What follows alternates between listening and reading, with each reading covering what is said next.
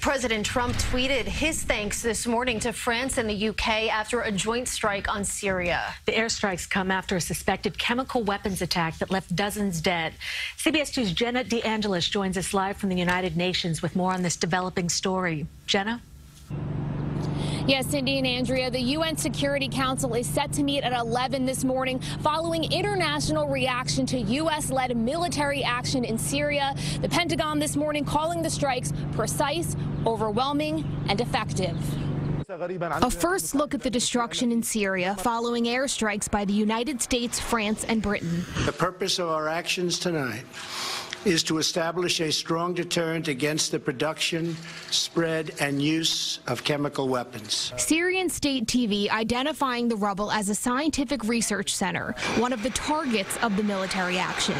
Important infrastructure was destroyed, which will result in a setback for the Syrian regime. They will lose years of research and development data, specialized equipment, and expensive chemical weapons precursors.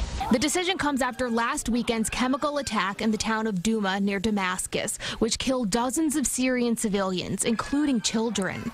An act President Trump says Syrian President Bashar al-Assad is behind. These are not the actions of a man. They are crimes of a monster instead. Hours after the strikes, Assad appeared business as usual heading into work.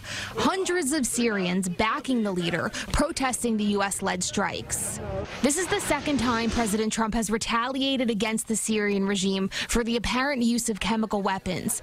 This time, the military action backed by European allies who say they're not calling for a regime change, but hoping to send a clear message to deter such violence from happening again. This must be stopped. We have sought to do so using every possible diplomatic channel, but our efforts have been repeatedly thwarted, both on the ground and in the United Nations.